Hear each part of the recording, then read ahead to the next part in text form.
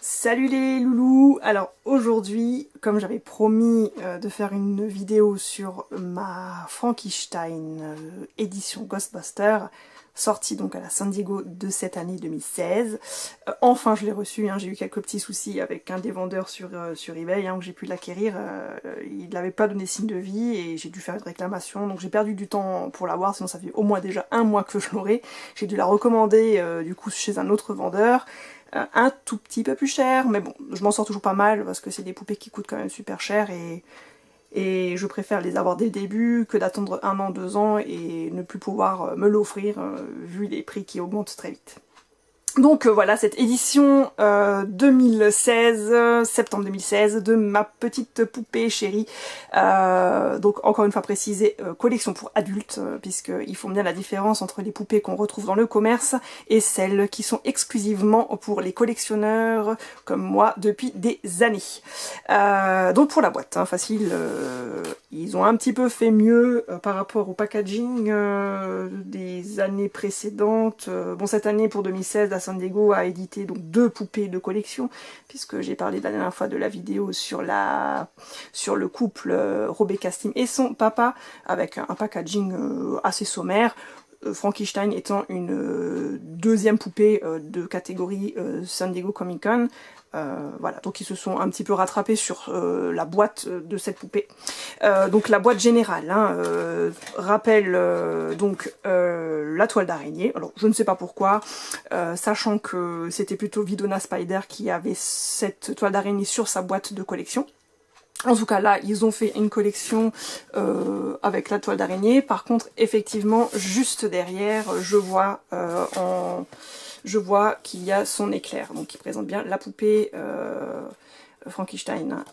Par rapport à l'avant de la boîte, enfin le dessus de la boîte, il y en a 2 petites taches, donc quand c'est fermé, on voit le slime vert à travers. En bas, on a le sigle Monster High, donc qui est en transparence puisque c'était troué, hein, voilà. Et en ce qui concerne la poupée en elle-même, donc quand je l'ouvre, on voit donc le fantôme Ghostbuster.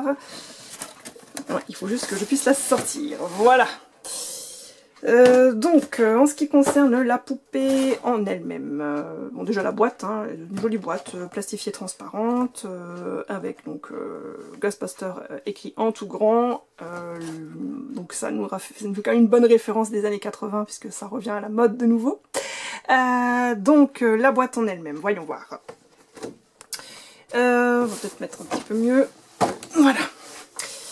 Donc on voit le petit monstre, donc Frankenstein avec ses jolies petites lunettes éclairs de protection, une tenue donc de chasseuse de fantômes et tous les équipements nécessaires pour capturer la petite bestiole, donc je sais plus comment ça s'appelle d'ailleurs cette machine. Si vous savez, n'hésitez pas à me écrire un petit commentaire, on ne sait jamais, ça peut toujours servir. Et le décor de fond qui est donc l'école Monster High. J'ai remarqué que son visage a un peu changé, alors effectivement ce n'est plus pour moi la Frankenstein d'origine, puisqu'ils ont fait une version numéro 2, un petit peu comme les petits poneys, où il y a eu des variantes, tout simplement des nouvelles collections, des nouvelles têtes redéfinies. Bon, elle a un air bien sympathique, je dirais que bon, faut s'adapter tout simplement. Maintenant, je reste toujours une grande collectionneuse d'anciennes poupées, parce que sinon on n'a pas fini si on collectionne jusqu'à la fin. Je préfère rester, voilà, vraiment puritaine dans le sens vraiment la vraie poupée Monster High. Pour moi, c'est les premières éditions. Après les deuxième, troisième, dans 20 ans, ça sera plus pareil.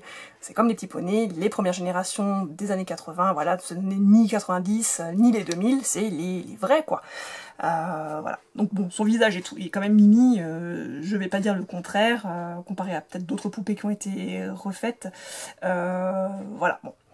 Je collectionne les poupées qui sortent de San Diego, donc même si les visages changent, je resterai toujours sur les collections des packages qui sortent de l'ordinaire. Maintenant, voilà, je dis pas que j'achèterai plus de poupées Monster High qui sortent dans les prochaines collections, mais je ferai un certain tri.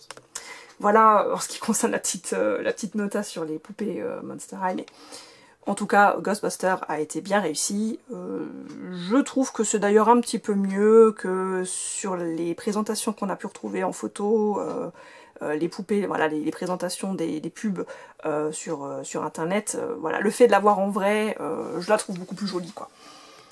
Voilà, donc je ne vais pas ouvrir la boîte parce que ça risque d'être un peu compliqué pour la refermer après et je ne veux rien abîmer. Déjà que c'est un petit peu fragile tout ce plastique. Mais en tout cas, ils ont repris le même plastique que pour la collection de l'année dernière où il y avait la collection de vampires et la génie de la lampe. Donc il reste toujours sur des décorations en relief. Bon, c'est joli, quoi. Voilà pour la présentation de cette poupée à avoir, encore une fois, dans sa collection. Ça ne se démode pas, ça reste, voilà, ça reste un clin d'œil au film, et je pense qu'on n'est pas prêt de l'oublier, voilà. Donc c'est très bien que cette année, ils aient fait quelque chose qui est en rapport avec le cinéma. J'espère qu'année prochaine on ne sera pas déçus non plus, mais je vous présenterai des futures vidéos. Bien sûr, il y en aura entre temps d'autres si je possède de nouvelles poupées. D'ici là, on verra. Voilà, bah écoutez, gros bisous et à bientôt.